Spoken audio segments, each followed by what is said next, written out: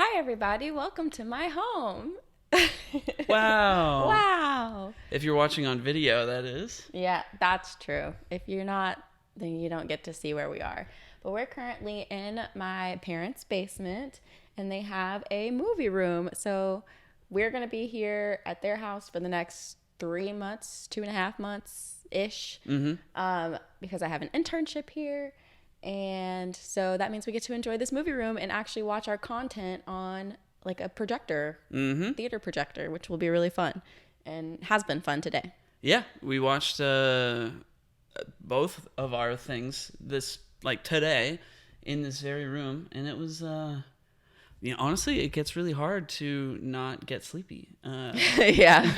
I was like, we're watching Food Wars, and I was like, I'm Yeah, tired. it's very dark. It's a little cold. We got blankets. Yeah, you're like real recline. cozy. You got your snacks. Yeah, it's very comfortable. Yeah. There's no windows. It's just Surround sound. It's just the movie, the sound. Oh, it's a great experience. Yeah. We hope we described it well enough for you audio listeners. Yeah. It's a lot of fun. And shout outs to today's Mother's Day. Shout out to my mom.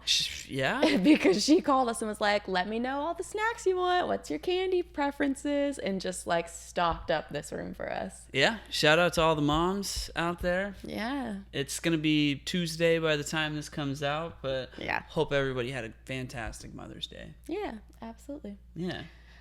So to introduce us, if you're new to Content Swap, so my name is Aaliyah. My name is Parker. And pretty much every week we assign each other some sort of content to engage with. That person has to engage with that content, and then we come back here and talk about our thoughts, our feelings, share a few facts. And that's essentially what we do. And then we assign next week's content at the very end. Which I did not pick. I forgot. I've got mine. Okay. Well, why don't you go ahead and get started? Okay, so to get us started, dearest listener, I was assigned the Hannah Montana movie created in 2009 as this week's assignment.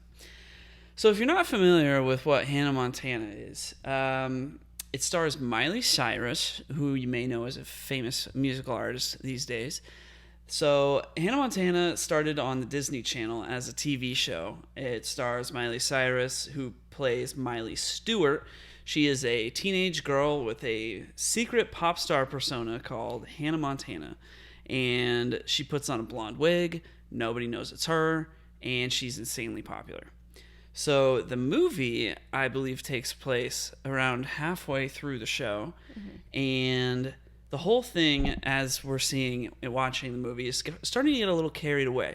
As she's living a double life and noticing this, her father, Robbie Ray Stewart, played by Billy Ray Cyrus, her actual father, brings her back to her hometown of Crowley Meadows, Tennessee, to reconnect with her roots.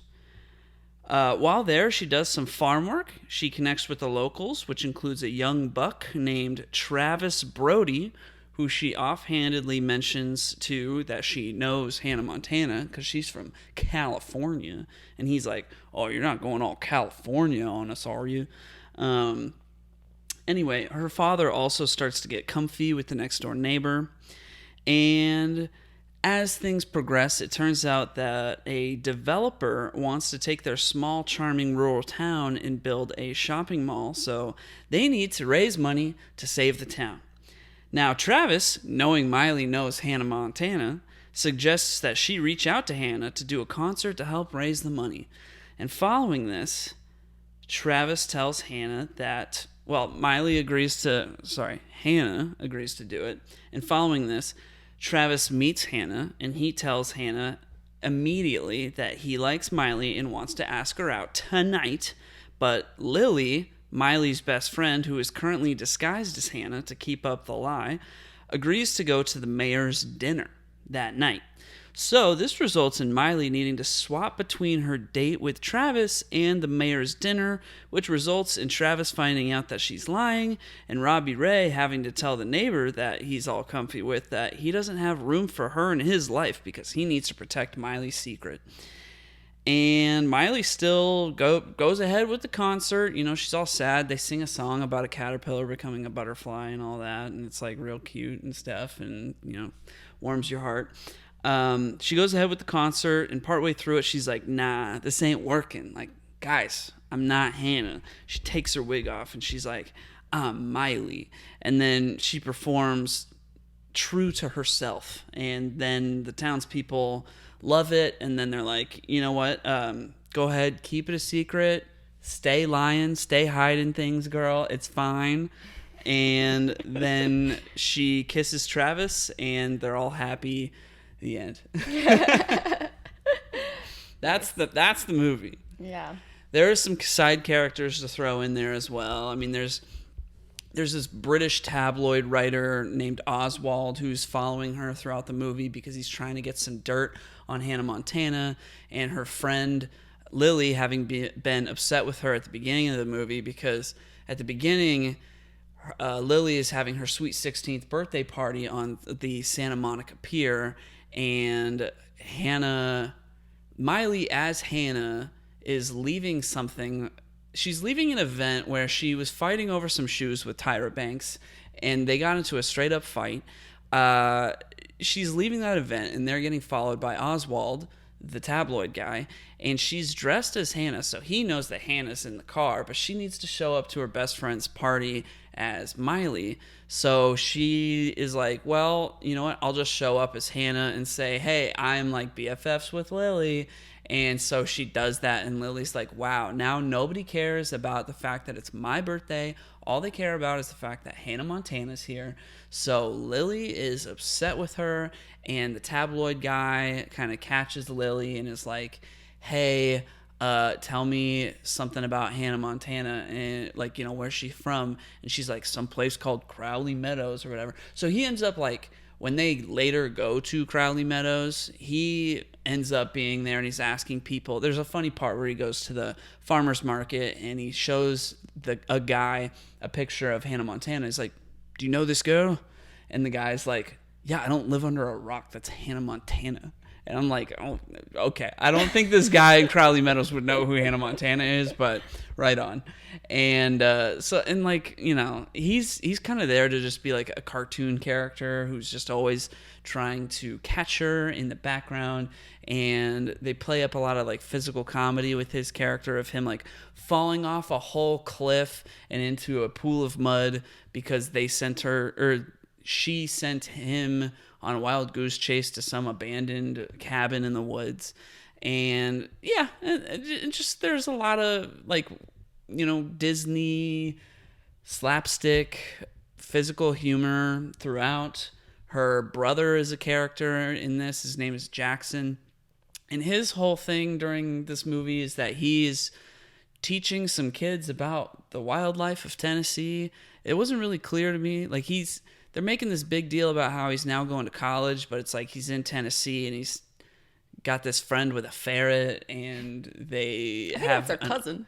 Sure, and they've got an ostrich, and there's an alligator, and like he gets straight up attacked by the alligator. Like the alligator bites his butt, but you know, it's like implied that it bites his butt, and then he goes like swimming with the alligator, and then it happens again, and it's like this. Again, like it's a cartoon, but it's not a cartoon. It's live action. But we were both watching this like, well, he'd be dead, you know? Anyways, that's kind of like the whole thing. You know, she has this romance with Travis, which felt like, I guess, the development of which felt like maybe the realest part of the movie. Because everything about this is, to me, like, very Disney-fied. It's very cheesy. It's not... I don't know how to take it seriously. It's like Disney does country in 2009, which is when this movie came out. So like that's exactly what it was, and that's what we got. Yeah. Anything that you would like to say before I say more? I don't think so. I think the movie, because I think at this time, so I'm trying to like remember my Hannah Montana knowledge, which I probably should have looked it up. But I think at this time, so after this movie came out, she came out with an album that either before this movie or right after this movie where she had like a Hannah Montana album, but then the other side of the CD was Miley, like Meet Miley Cyrus, where she like started making music as Miley, and that was kind of like her entry point into like, okay, I want to shed this like Hannah Montana image and like start just making my own music. Yeah. And then from there it like further just like branched off, and that's when you get like Party in the USA and all that kind of stuff like a little bit later. Yeah, it was only like a couple years later, right? Yeah. And so I think that was like the purpose of this movie, is to like prepare people for like she's now wanting to do Not Miley. be Hannah Montana exactly anymore. And so it's like, because I did get clarification, so this came after season 3, so the next season after this was the final season. Okay. So yeah, so I think that was what the purpose of the movie was, is like, let's slowly shed this Hannah Montana to prepare people for that, so that now we can focus more on like who Miley is. Okay. I did have I predicted partway through the movie, I'm like, oh, she's going to reveal her secret to the world, and it's like, it's going to be so obvious, and that's going to be like the falling action of the movie, is that like Oswald reveals it to the world or whatever, and then she's like, you know what, yeah, it's fine, I'll reveal it to the world. You know what, turns out that would have been like too much plot for this movie, so they didn't do that. Yeah, it's kind of weird because like at the end the like resolution is like, just keep being Hannah, we won't say anything. Yeah, and it's like what? Yeah, I think it all boils down to what her publicist yells out to her, which is, if you don't keep being Hannah, you'll never have a normal life. And that seems to be like the primary motivation for why she even does the Hannah Montana thing, so that she can just be herself in spaces and not be, harassed by people like Hannah Montana is. Or not harassed, but I mean, it's like crazy approached fandom, by fans. Yeah. Yeah. Yeah.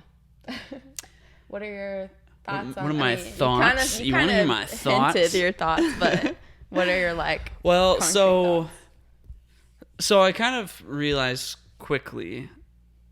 I said in the past, like, I really like watching these things like from your childhood that I never would have watched because, you had a more female childhood than I did. Yeah. Because I am male.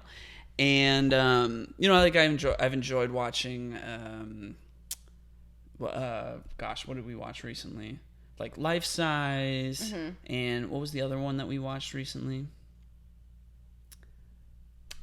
I don't remember. Well, we didn't linger on it for too long, but yeah, like Life Size, the Tyra Banks like Barbie doll coming to life movie. Like I really enjoyed watching that, so I kind of like was really enjoying watching these things that like I never would have watched as a kid because I grew up with like a boy liking boy things, and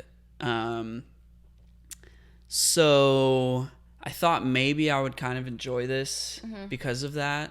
But I soon realized, like, as we got into it, that I was like, no, I don't really like this. I think that's fair. So for a little context, so I was 12 when this movie came out. So I was like phasing out of Disney. Like I wasn't engaging with Disney content as much. And so like when Hannah Montana first came out, I liked the show. I thought it was cute and I thought it was funny. Was I like a huge part of the fandom? Like was I trying to like be out there as like, I love Hannah Montana? No. You sure? I don't think so. Okay. I think I might have tried to get Hannah Montana tickets. All right. But I don't know. But I feel like it was very short lived because I was starting to get a bit older. And so, because I was thinking about it and I was like, I think Hannah Montana might have been the last Disney thing that I watched. Because after that point, it was like, okay, I'm watching other stuff. Like, I don't want to watch Disney Channel. So I think leading up to the movie, when the movie came out, I think I went and saw it with friends in theaters. But I think at that point, I was like, oh, well, I've seen the previous seasons, but like, I'm not super into it, but I just like want to go see the movie because like, we grew up. That's like the end of it. It's like we saw the first few seasons. Yeah. And so I like don't remember in the theater. I think in the theater I thought it was really cute. Yeah. Like I was like, oh, that's so cute. But I definitely didn't think it was like, some fantastic movie. But I will say, watching it today, I was like, oh, this is like worse than I remember. Okay, that's. Yeah, I was like, huh. Like, I remembered it being this, like, super cute, heartwarming, girl goes back home. I mean, I'm from the South, so, Yeah. you know, I love anything with, like, some sort of farm aspect to it, like being out on the farm, taking care of the horses, chickens, all that kind of stuff. So I don't know. I just, like, I remembered it in a much better light than, like, and maybe that's just me being older now and being like, this is so cringe. Yeah, it was pretty cringe. Yeah, I mean, like, I watched a lot of Disney Channel growing up, but yeah, for me, I think around when I was 12 years old, that's when I stopped watching it. And when I was 12, that was 2006. So I was 15 when this came out. Yeah, Hannah Montana. Yeah. I mean, I enjoyed, like, That's So Raven. That's So Raven was hilarious growing up. It's still hilarious. But That's So Raven's such a unique show. Right. But, like, yeah, Hannah Montana, I think it's like, yeah, I mean, I was reflecting in my notes. I'm like, yeah, I think it is because, like, this came out when I was 15 years old. Yeah. And I would not have liked this when I was 15. Yeah. So I think that kind of helps, like, shape some of my taste. Yeah. And why I probably would not like this at all. Yeah. As somebody who was 15 when this came out. Didn't like it then, don't really like it now. Yeah. That being said, I mean, there, you know, by the end of it, I was like, okay, I liked this more than I did halfway through watching it.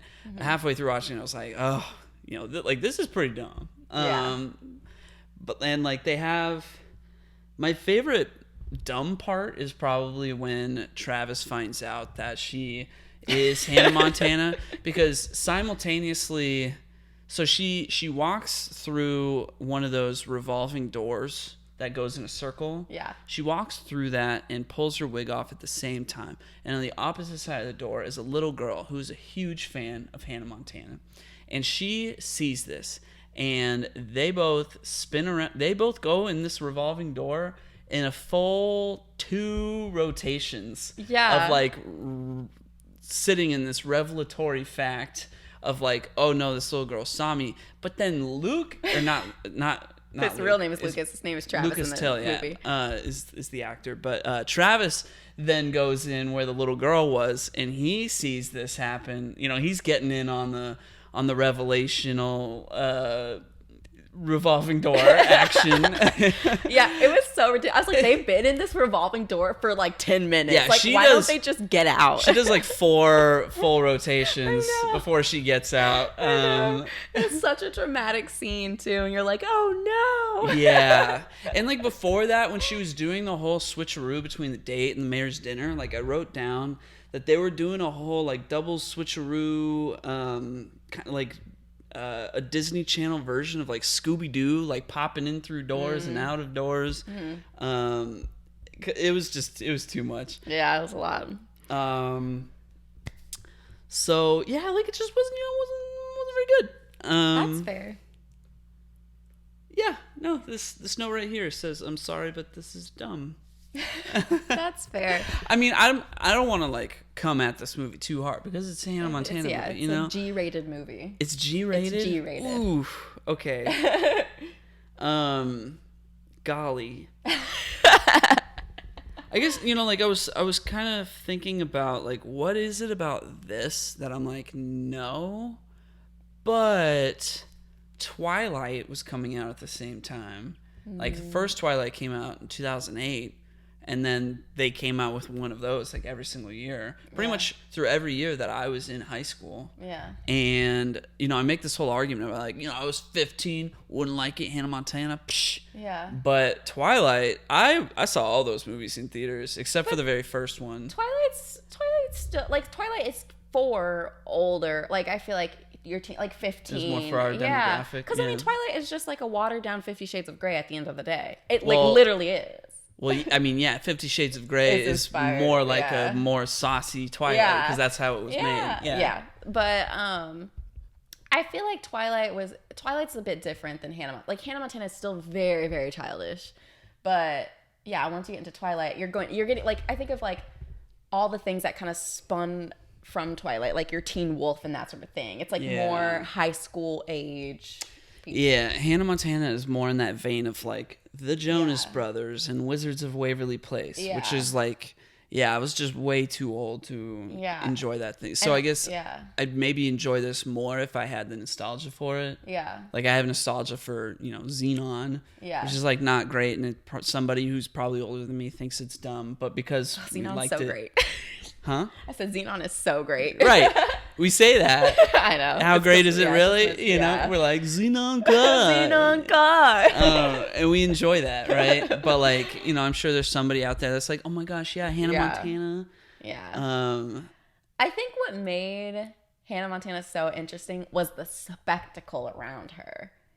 Because like, I feel like there was no Disney Channel star. I feel like she was the first Disney Channel star where people lost their minds over her, like in terms of like going to concerts and things like that. Like people loved Hillary Duff. Remember that. Yeah, people loved Hillary Duff. They loved Raven. However, they were like, it's just you just liked the content that they made. You didn't necessarily like fangirl over them. Yeah, like all these Disney Channel stars were also simultaneously like releasing their own music albums. Yeah, but this was like focused on the music. Yeah, as her character. Yeah, and I feel like Hannah Montana was just like, she just like covered, I don't know, she was just like such a pop culture moment. And I kind of get it because like, and it does appeal to kind of like every girl in America. Yeah. Like she's kind of got the poppy vibe for the ones that are from like the city, and then she's got the country vibe for those that are in the country. Yeah. Like it makes sense. And because she had this whole double identity of being Miley and Hannah, it's like you could see yourself as her because you're like, oh, she's a normal girl versus like you're trying to attain this like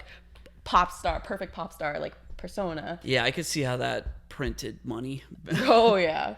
Yeah. But no, I feel like going back to your like Twilight point, yeah, I think at this time it was like, all right, we're at the movie, I'm gonna watch it because I've seen the previous seasons, which I mean, Hannah Montana's a cute show. I still stand by that. Like, it's a very cute show. Watch that. But then because I was getting older, that's when I started to flip and I dove deep into Twilight and like read all the books. And then like from there it was like, that's all the kind of content I was like. Twilight, Hunger Games, that was my thing. I'd watch like MTV, and then like it was like Disney. What is that? Yeah, I mean, I don't know. That's like when Zendaya, I think, was on Disney at that point, right? And I didn't even know that until I told you. Yeah, I'm like, what? I was like, yeah. Like Jake Paul had a Disney show. Who's Jake Paul? Oh, was that the like?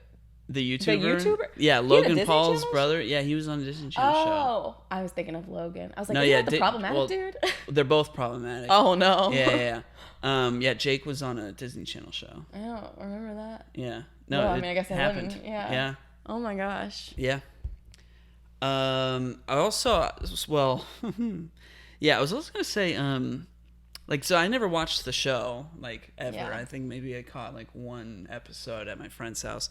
Do they not do the same shtick, like, all the time? Like in this movie, she has a date with Travis, but she also has to be somewhere else.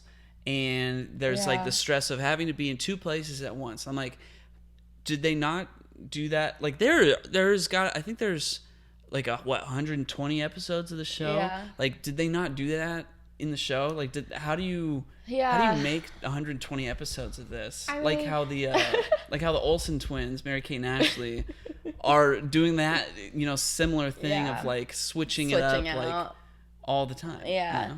I mean, I think, and I like, my memory of Hannah Montana is so fuzzy for some reason, but I feel like it wasn't it wasn't always like she has to be in two places at once, but like she's both Miley and Hannah type of, like, it wasn't like a switcheroo type of thing like that.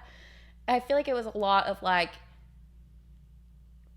you have Miley who's like going through something at school, like, I don't know, she's getting bullied or something like that, and it's like the joke is that like, oh, she's Hannah Montana, but yet she's getting like bullied or something like that. Yeah. And then I don't know what, like, that resolves, and then at the end of the episode she goes to perform or something like that. Like, I feel like it wasn't always like but I feel like it wasn't always like she has to be Hannah and it has to be Miley in one episode flip-flop. I think sometimes it focused like more on the Miley side or it focused more on the Hannah Montana side. So there was kind of like a cutoff between the two lives. Yeah. That was not, like, I guess maybe the point of the movie is to make that, to muddy that line a little bit. Yeah. But there are definitely episodes that are like kind of this like reveal moment. Like, I think one of the very first episodes is Lily finding out that she's Hannah Montana. Right. And then, like, eventually, like, Oliver finds out she's Hannah Montana. And it's like, you know, you have some of those moments in there. But, yeah, I don't think they do that same, like, the same thing that they did in the movie in the episodes. I was surprised that they didn't include more of, like, the main cast from the show in the movie. Do you have any insight on what that was about? I have no clue. Yeah, they like make cameos and they're like there, but then it's like they just sweep them under the rug and they're like, we're doing Tennessee, baby. Yeah, I guess they were like, I mean, you're really not necessary. What are you gonna do? Which I don't even know why they had Jackson in there, because it's like he did nothing in the whole movie. He did do nothing, and like his scenes are very like jarring because it's like, what does this have to do with anything? Yeah, they just like cut in one shot of him like having a fight with an ostrich. They're at probably one point, like just people. Cause. Yeah, they're probably like, people will be mad if we don't show Jackson, so let's just put him in some scenes and call it a day. All right. I don't know. Well, do you have any idea of like where the rest of the show went after this? Oh my gosh, I don't. Yeah, I cannot think of any of the episodes after this. Like I stopped watching, so I want to say at some point, I don't know. I don't even want to give wrong information. I think at some point she stops being Hannah Montana. Oh yeah, you should have. Can you look it up? Yeah, I can look it up. I think at the very end, you need to know how it all ends. I know there was like some like love triangle that was happening at some point, like maybe in the last season. I don't know. Yeah, because like I thought that this movie was made to like conclude the show. I guess it's more supplemental with the show. I also want to know, like, you know, at the end of this movie, I'm saying, I'm as somebody who was like, oh, I'm not that interested in this. I'm like, I want to know this. I want to know that. Yeah. At the end of this movie, she has this whole relationship with Travis where they kiss and whatnot. Does that carry into the show? No. Does Travis get erased? This I do know. So both Miley's love interest and her dad's, that like this was just it. It does not carry into the show, at least from what I saw. Is the movie canon? I mean, I think so. I don't know. Good question. So I looked up how did the series end, and it says in the finale, Miley Stewart reveals to her best friend Lily that she'll be skipping out on college in order to pursue an acting job. She surprises her BFF when Lily walks into her college dorm and realizes her roommate is Miley. It's a really sweet ending. So I guess she wanted to do acting and then ends up just going to college with Lily. Or maybe the acting was that she decides she's going to act as Miley. Miley is her new character. Yeah. So yeah, it ends with them going to college. Okay. Well, I guess all I can say is I completely understand why she chose to shed this Disney image from her career. Yeah. Yeah, good for her. I mean, I feel like for her, it was like it was a struggle to shed that image because people wanted her to stay that. Yeah. And she like wanted to get old, like be older, be an adult. And like, do you remember when there was she did a photo shoot for like a magazine that was like, she was nude, but she wasn't like nothing was showing. It was kind of like the side of her body, if I remember. Okay. And people lost it. And yeah, they were like, what that. is she doing? And her dad was like, literally, she's like growing up. Because they were like, why would you let her do that? And she's like, she's growing up. Like, and this is a very tasteful way to like do this.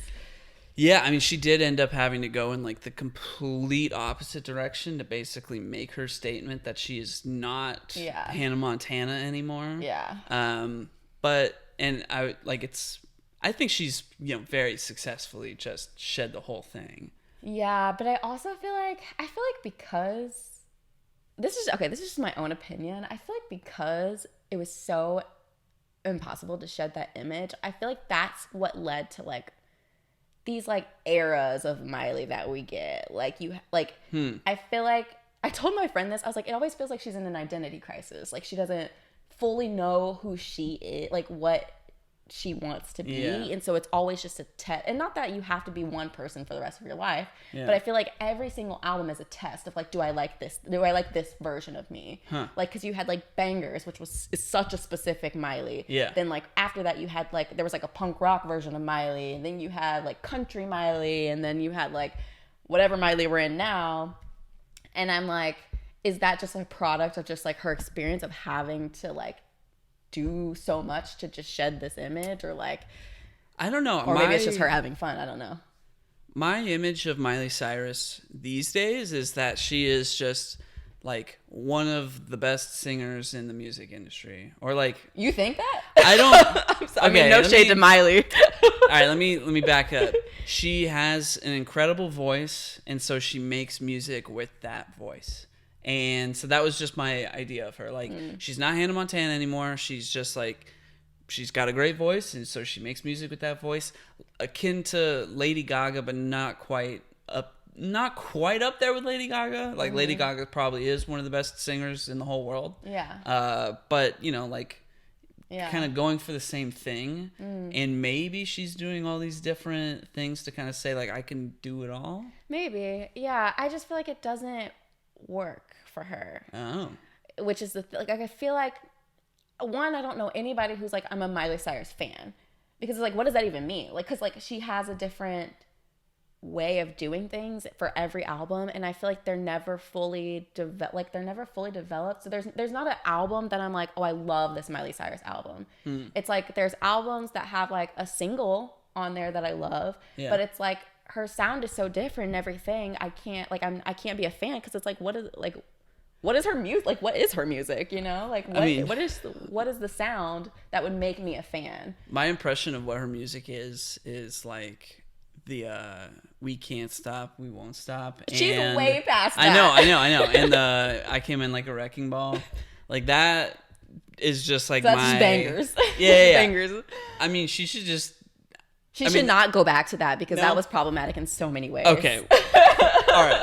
Well, that's kind of like, you know, where she left off in my head. Yeah, no, there were a lot of problematic things about that era of Miley. Granted, though, I will say Bangers had some hits. Yeah, it did. And of all her albums, I probably like the Bangers album the most. That's what I'm saying. But I say that clutching like my pearls, I get. Like, I don't know, I say that with like I don't want to say that, because there's so many things wrong with that time period. But no, she's way past that. Is it too much for me to ask what is wrong with that time It was just period? very like cultural appropriating. That, yeah, it was just like her doing a lot of stuff that just didn't make sense. It's like, why are you doing this? Like, why are you... Yeah, I don't know. Say less. Yeah. I got you. Yeah. All right. Yeah. Okay. So it's rough. All right. Well, I don't have a whole lot more left to say. I guess one thought that I had that I haven't brought up yet was Billy Ray. And I kind of like, I respect that he like supported this so much, like the Hannah Montana thing. He supported it so much, and he supported it so much that he was a part of it himself. You know? Yeah. Like, it's his own daughter. Yeah. And he's got these connections in the country music industry. Like, Rascal Flatts and Taylor Swift have cameos in this movie. Mm-hmm. Is there another one that I'm missing? Or was it just those two? That's the only one that I know. Well, yeah, like, so, you know, like, he's got the connections. He's got the money. They do the whole Hannah Montana thing. And he's part of the whole thing. And, like... Yeah, I don't know. Like, yeah, good for him. Like, supporting his daughter's dreams to the point of like that's a dream. You know, like, your daughter's talented. You help her get a show, and then you get to be part of the show. Yeah, I'd be pretty stoked. Well, I don't even know if that's how she ended up getting the show. I think she had auditioned initially for Lily, but then they liked her as Miley, or they liked her as Hannah, and then they decided to make her character be Miley. And then I think they decided, like, oh, why not have your dad just play your dad? I think that's how it happened. And he was on board with it? I mean, I guess. Well, obviously. I mean, why wouldn't you be? Yeah. Yeah. I mean, whatever. Good for them. Yeah. I'm sure they made a ton of money. Oh, for sure. Yeah. For sure. I think part of... I could have been completely wrong about how that all unfolded as well. Yeah. So someone needs to fact check me. But I think that's how it happened. Do you remember when Lil Nas X came out with Montero, and so many people were like, it's "Oh not my a country gosh, song. it's not a country song. It's not appropriate for kids. My kids wanted to see this." All the yeah. Well, because all the kids like Lil Nas X because they really liked Old Town Road, Oh, you're talking about Montero. Okay, sorry. I was thinking of Old Town Road. No. Yeah. Well, yeah, when he did Montero, and that was like, oh, my kids wanted to see this, and it's yeah, it is iconic, but it's like it's not appropriate for children, and like all these like parents were like, oh, my kid wanted to see this because they were fans of Old Town Road, probably because like he did that song with Billy Ray Cyrus. And they're like that kind of gave it this like I don't know more. Well, I think is it just the countryness? I think the song was released before Billy Ray was on it, but because people were like, this isn't considered country, like a country song, and there was like a whole thing about like what's considered country music. I think Billy Ray jumped on it to be like, this is a country song. I mean, that song is great. Yeah, I like that song. I like Lil Nas X. He's fun. Yeah. What I was trying to get at there was like, maybe the Billy Ray being added to it is what made, I don't know, not Disney-fied it, but like, like the parents that are like, oh yeah, Billy Ray, Hannah Montana is good for the kids, and then and like Lil Nas X, oh yeah, great, and then he comes out with Montero, and they're like, ah! I'd be like, still show your kids. yeah. I mean, good for him, honestly. Yeah. And he seemed to just not care about that reaction at all, which was kind of part of the point. Yeah, that's awesome. Love him. Yeah. Anything else before I say some facts? Yeah, go for it. Okay. That's your notes. Let me find mine. So I just wanted to point out that we have now watched 3 Tyra Banks movies, or at least featuring three Tyra movies Banks. with Tyra Banks. Yeah. Did you assign all of them? I did. So it was Life Size, Coyote Ugly, and Hannah Montana movie. A lot of Tyra this year. A lot of Tyra. It's all this year too. I don't know why. And I forgot she was in like half of it. Like I forgot. I forgot she was in this movie. And then like as soon as the scene came up, I was like, oh, Tyra Banks is about to pop up. Yep. So at 17.4 million, it had the biggest opening day gross ever for a live action G-rated movie. Wow. Yeah. So the budget for this movie was 30 million. Gross US, it made 79.5 million, and gross worldwide, it made 155.5 million. Nice. Yeah. I almost expected a little bit more, but really, that makes sense. I feel like that's a lot. No, that does make sense. Yeah. So in terms of live action films, it's the second theatrical live action released by Disney. So theatrical. Did I say that? Yeah. Okay. Wait, live action theatrical release by Disney Channel. Disney Channel. The first being High School Musical 3? No. I think that came after Hannah Montana. It did? Yeah, that came way after Hannah Montana. No. Yeah. So the first being the Lizzie McGuire movie. You're right. Yeah. Oh, yeah, you're right. High School Musical later. later. High School Musical 3 was what, 2011? Yeah, I was like a full teenager because I did not go see that movie. Oh. I was a full teenager. Okay. Yeah. For some reason, it was before that in my head, but that makes sense. No, yeah. So the first being Lizzie McGuire. Okay. Then Hannah Montana. But in terms of just theatrical releases in general, like including animation, it's the 8th theatrical movie based on a Disney show. So the first 7 were DuckTales the movie, which came out in 1990, Makes a Goofy sense. movie, which came out in 95, Doug's first movie, which came out in 99. That's Disney? Yeah. I don't know. I thought that was Nickelodeon. No. Recess School's Out, which came out 2001. Oh. Lizzie McGuire movie, 2003. Teacher's Pet, 2004, which I did not know there was a Teacher's Pet movie. I did, yeah. Yeah. And then Hannah Montana and Miley Cyrus Best of Both Worlds concert. So they had like a concert. I see. And that came out just a year before this one, so 2008. Was the Teacher's Pet movie when Christy Carlson Romano was singing the Teacher's Pet song? She's like, oh my Teacher's Pet. I want to be Teacher's Pride. Yeah.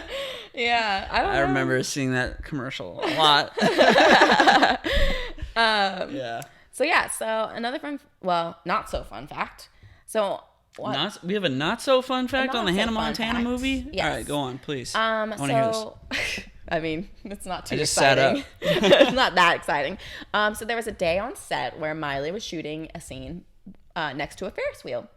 And because there were high winds, it blew a piece of lighting equipment onto the Ferris wheel and injured several extras. Oh, no. Which, like, you're already on a Ferris wheel and it's windy and a piece of lighting comes down and injures people. Those Ferris wheels are... That's scary. Yeah. Yeah. Ooh, and it's a Disney production. Dead puppies. There's dead No, puppies? No. Oh. I was saying that. It's like, it reminds me of like the secret behind like Snow Buddies. or Oh, whatever. yeah. No, it was not Snow Buddies. It was Bud. Air Buddies. I thought it was the Snow Buddies. Oh, one, it was Snow Buddies. Yeah, Yeah. sorry, I was getting confused with Snow Dogs. No, No. Dear listener, Yeah, if you're deep dive into that. if you're not familiar with this, some of the dogs on the Snow Buddies movie, trigger warning, this is sad. I just like said it. Just had to nonchalantly. bring up the dead dogs. I'm sorry. Yes, some of them died because they were too young to get their full parvo shot vaccinations, so they ended up dying because of that. Yeah, and they went through quite a few. Yeah, there's a whole YouTube deep dive It's on wild. it. It is wild. Yeah. And the last fun fact, so Natalia Dyer is in this movie. Who? That's the girl from Stranger Things, Nancy. Oh, yeah. Yeah, and this was her first on-screen appearance. Nice. She did a Yeah. British accent and everything. Yeah. She crushed it as a Hannah Montana fan. Yeah, sure. But yeah, that's all that I have on the Hannah Montana movie. Same. Nice. All right. That was fun. Yeah. Shall we move on? Let's do it. All right. All right, so I was assigned this week to watch Food Wars, which is an anime show. When did it first come out? I want to say it came out in America in like 2015 or 16. Okay, so it's fairly new. 15, yeah. Okay. So to give a summary of the show, the story follows Soma Yukihira, who's just kind of like your I was Yukihira Soma. I mean, his first name is Soma, but like Oh. in the show, we watched it in Japanese. So Yeah. they're like Yukihira Soma all the time. So Okay. Anyway, sorry, Soma. Got you. Yeah. Who is like your average teenage boy, and he works at a small restaurant with his dad, who is like very attractive, and I wish he was in the show more. His dad like is objectively attractive. I was like, why did they make him so attractive? And he just like disappears. It made me sad. Yeah. But basically, after their small restaurant gets destroyed by these developers who are wanting to tear it down, his dad decides to go off to cook in New York and basically tells Yukihira to like use the time to craft his culinary skills by going to this like super elite culinary school, which I think they mentioned had like a 10% acceptance rate of students or something like that. It was like a 10% acceptance rate with like a 1% graduation rate. Yeah, or something crazy. Yeah. And so he's like, okay, like I want to be working at the shop, but I guess I'll do this. And so there's basically a test. You have to cook something in order to get into the school. And this test is judged by one of the students of the school named Irina Nakira, or Nakira Irina, if you're going to flip the names. Isn't it Nakiri? Nakira? Nakiri? I don't know. I Googled their names because I didn't write them down. Oh, yeah. Irina. Yeah. And she's like one of the best chefs in the school. Like she just has like such a refined palate. And she's super tough on everyone basically because she's like the baddest of them all.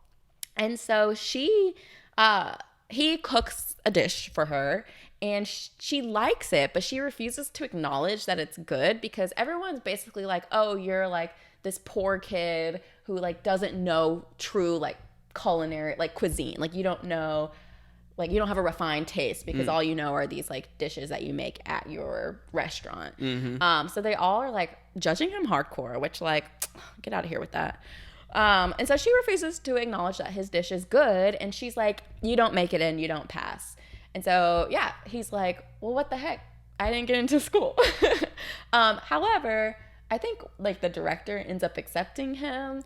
I think his dad called in a favor. Yeah, something like that. And so he ends up getting into the school, which like is to her surprise, and she's very upset about it. And as he gets into the school, they like make an announcement that he's a new student, and he declares that he is going to be the top student at this school. Yeah, they're like, oh, new transfer student. You want to say something like on the microphone to everybody? And he's like, yeah, I'm going to be number one. This is just a stepping stone for me. So thanks. Yeah. And everyone is obviously livid because they're like, who does he think he is?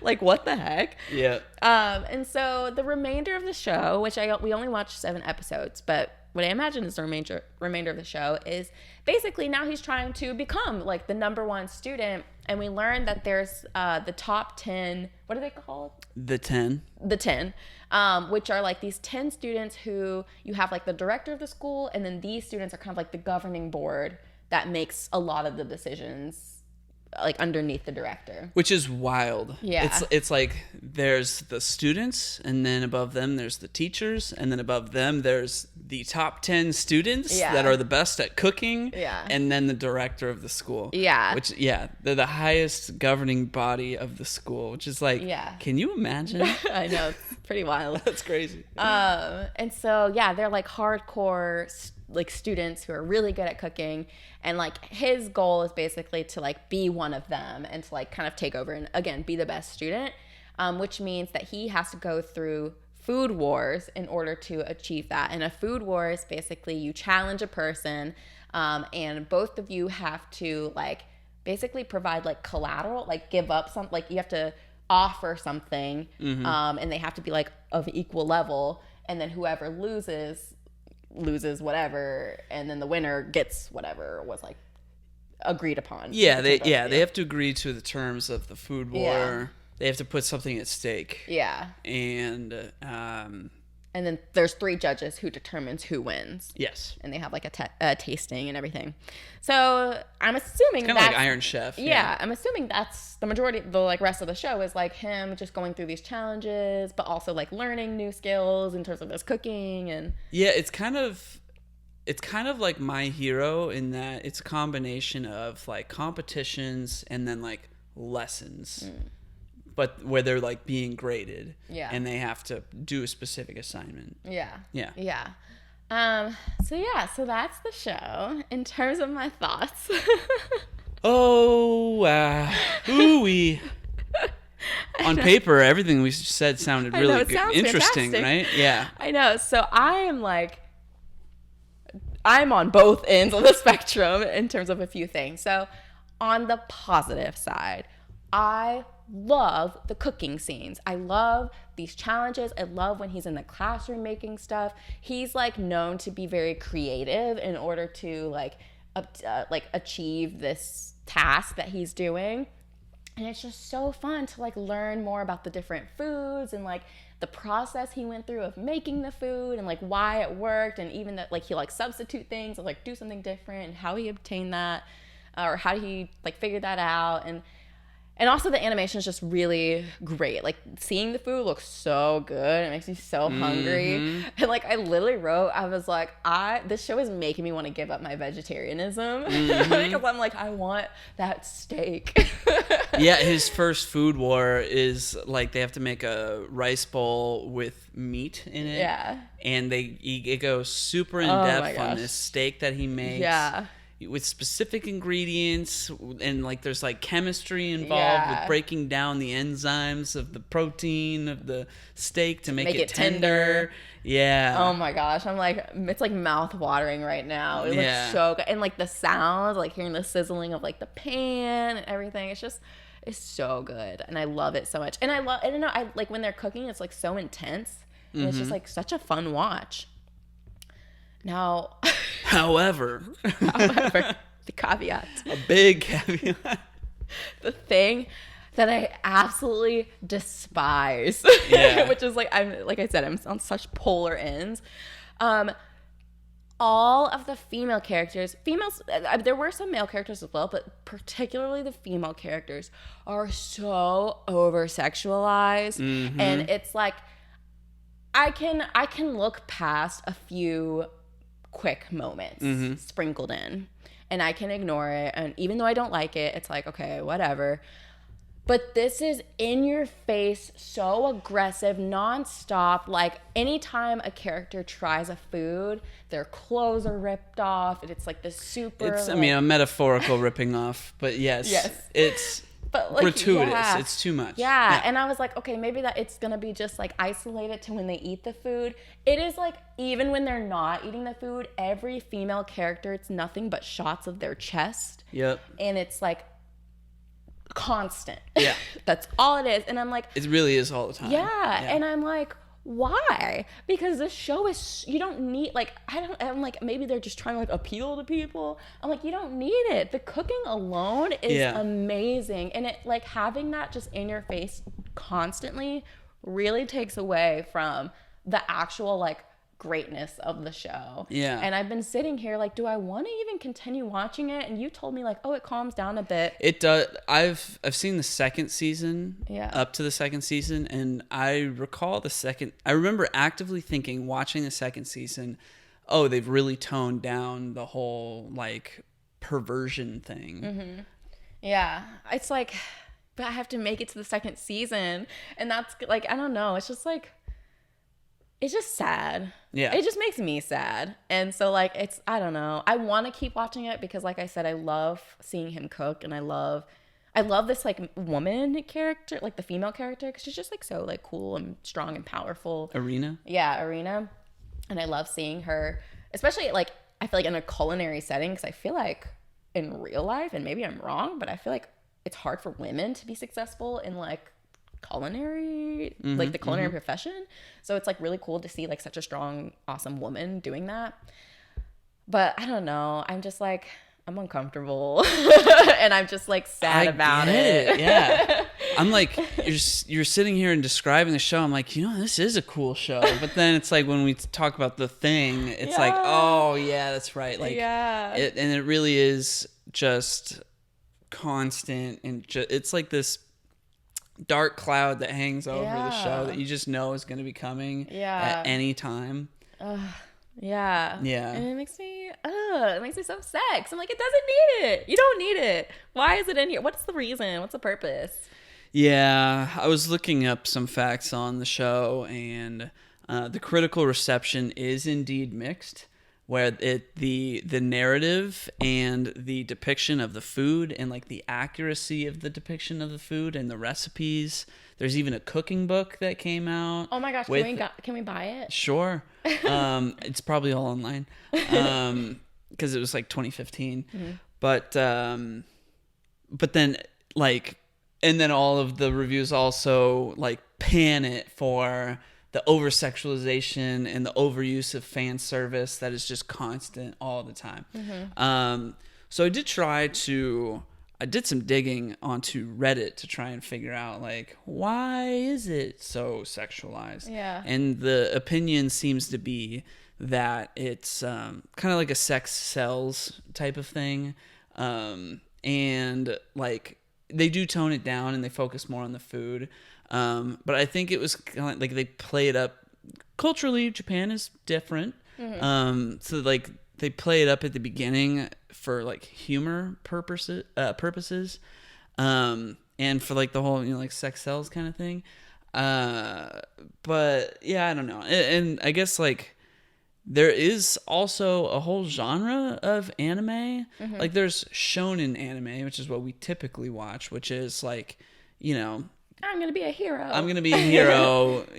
Transfer student in high school. And there's shoujo, which is more of like romance, appeals to girls specifically.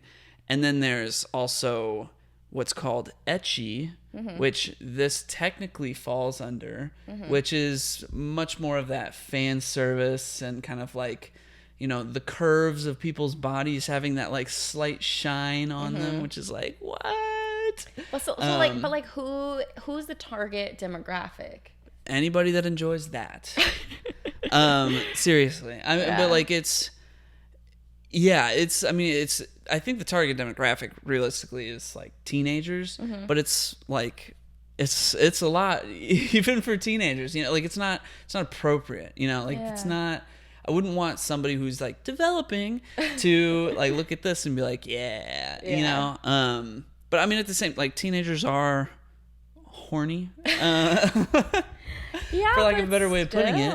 So yeah, I don't know. It just like, especially like as a woman. Yeah, no, for sure. I'm like, I don't want anyone to like look at me in this sort of like way, right. And the fact that like this show is making you look at a woman in such an objectified way. It is not. Yeah, it like makes me like like it stresses me out Yeah. because I'm like, this feels so grimy and so just like, like what is like Yeah. what are we getting out of this? They do sexualize some of the male characters sometimes. But it's not in the same way. Yeah, it's it's very not- different. It's yeah. like No, it's I like mean, they will yeah. have like maybe their pants off and it's like a ha ha, like they're only wearing an apron. Like this Yeah. one character in particular. And that happens only like there's only like 2 times where you see like male nudity. Right. And I mean, for clarification, there is no straight up nudity in yeah, this. no. Yeah. But like, I mean, you see quite a bit. It's all, yeah, of it's like implied. sideness. Yeah, sideness. Yeah, good way of putting it. Yeah. And so yeah, I don't. It's so much different. It's just different. Yeah.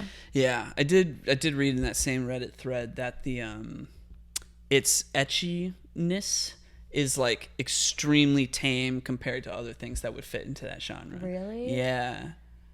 I feel like at that point, exactly. Oh yeah, slip of the Freudian tongue. slip. Yeah. At that point, that feels like pornography. Right. Well, I wouldn't know. I haven't seen. This is like by far the most like fan servicey anime I've ever watched. Yeah. And it's not for that I watched it. Yeah. I watched the first 2 seasons because I genuinely thought like the story with the food and the cooking and the food wars and like the fact that they go to this school that's like all focused around cooking and the students have to like grow their own ingredients and like cultivate them and like they don't just get their ingredients handed to them and they have to like build up that like flavor profile that they're known for and everything is like super cool. Yeah. So like that's the one thing about this show. No, for sure. I just like if that's what someone wants to watch, that's totally fine. I just wish there was a version of this that didn't have those things. Yeah, because totally. that would be so amazing and like so cool. But yeah, I mean as the show progresses, from what I recall, they still play up the like people having really intense reactions to eating food. Yeah. But maybe not so quite in a like metaphorically this food is so good that your clothes rip off kind of way. Yeah. Yeah. So I did read. Sorry, do you have anything else you'd like to say? I don't think so. I did read that the author or the writing team, in order to come up with some of the reactions that the characters would have, because they are kind of like random sometimes, they get more random. They would play free word association games, like free association games, and they would just come up with these like combinations of words. And I have this quote from the author Yuto Tsukuda. He just said, "Out of those words we throw out, we choose the ones that are unexpected, but where the fans might understand our thinking." And that's just how they came up with that. Wow. Which is just wild to me. Yeah. Oh my goodness. Because there are some. There's one I remember. I don't know. I might not be getting this right specifically, but there are ones where like they'll eat some chicken or something, and then somebody's like, "Wow!" and they're like flying through the clouds in a chicken suit, and they're like, "I feel like I am the chicken" or something. Like it can be pretty humorous in that regard. Yep. All right. Other things that I have on here.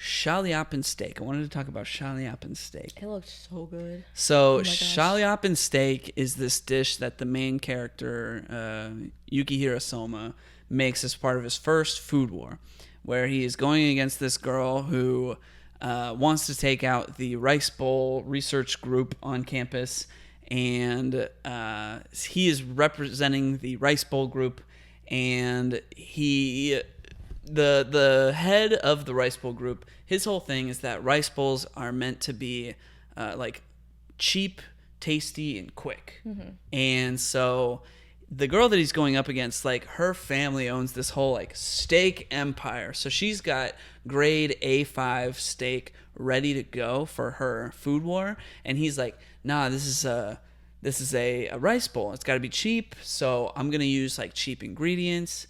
And so he comes up with a Shaliapin steak, which is like he cuts up onions really, really small, and he like slices parts of the steak, and then he pounds it down, and then he puts the onions on the steak, and it, like the onions, I guess, have some kind of enzyme in it similar to honey that like breaks down the it makes the meat more tender essentially.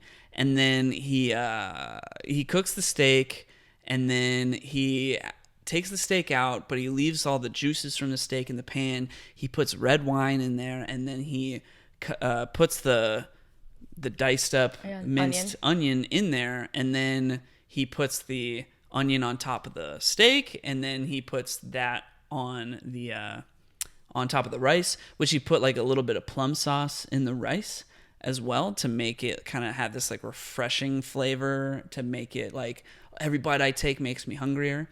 Sounds so good. And they depict it like it looks so good. So he makes that whole thing.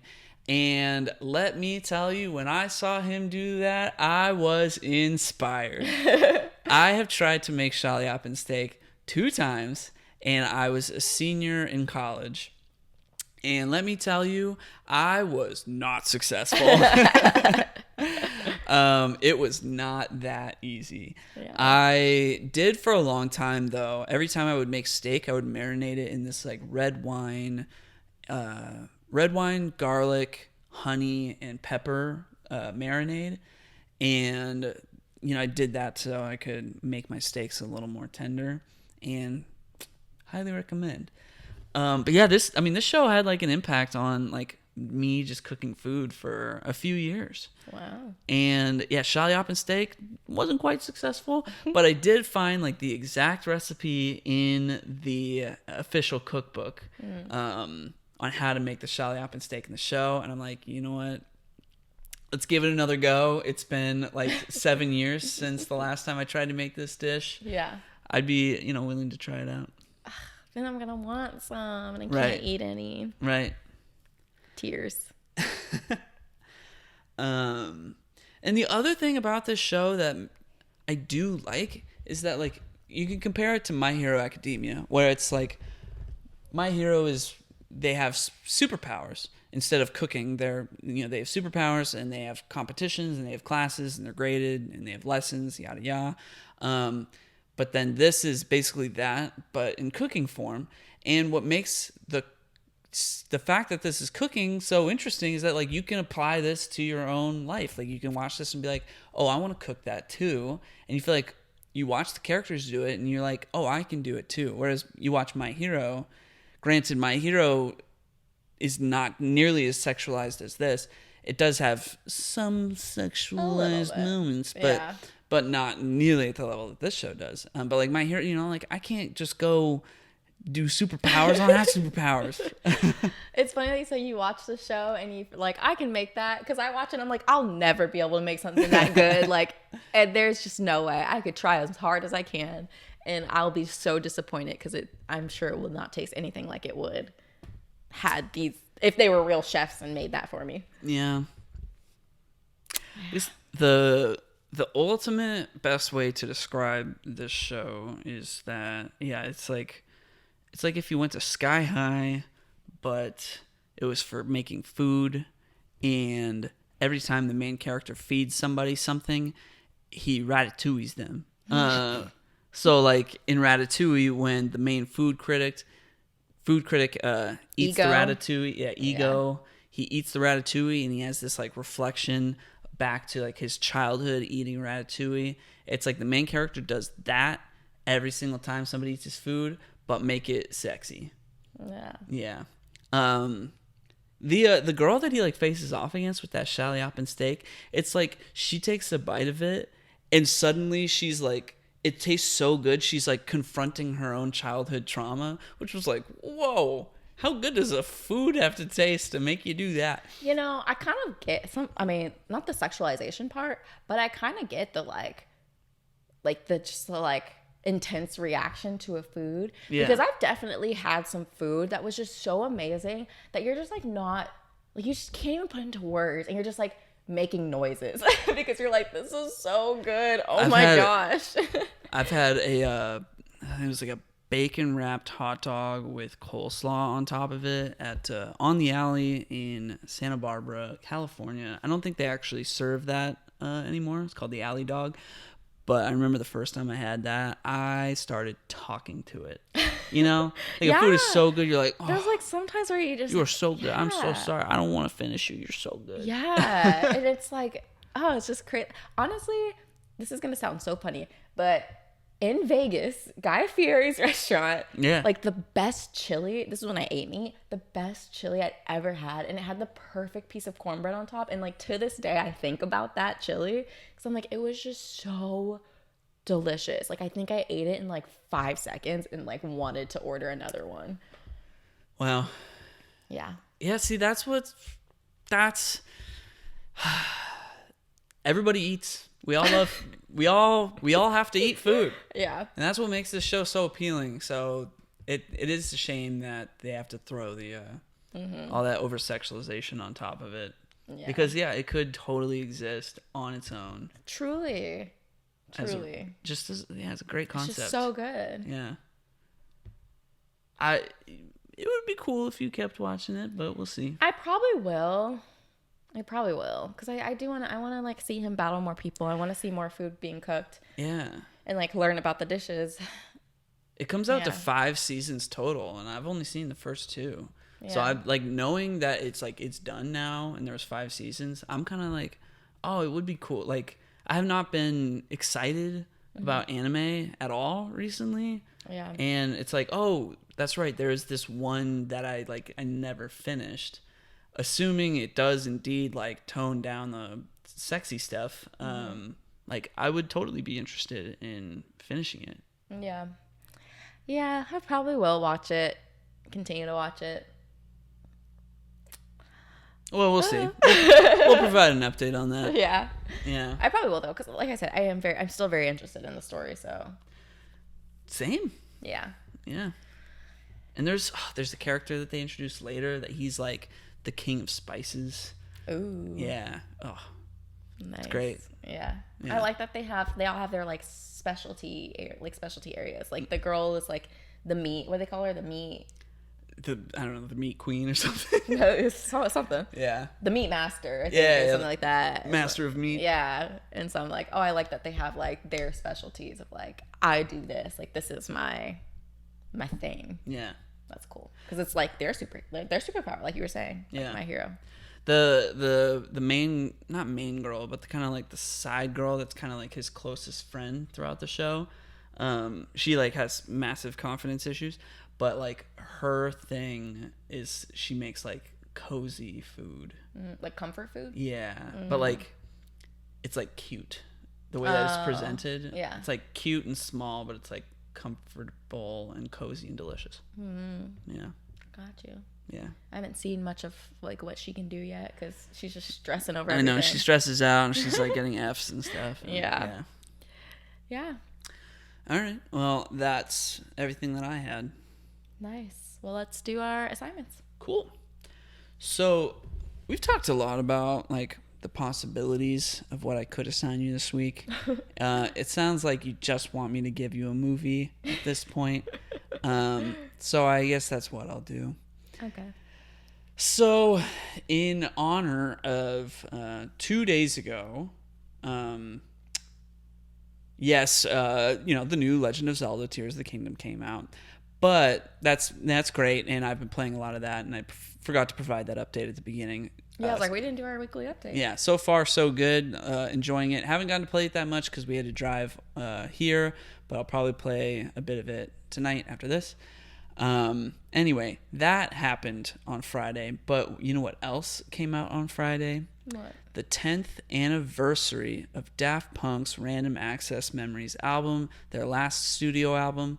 And in honor of that, I'm going to assign you the Daft Punk documentary called Daft Punk Unchained.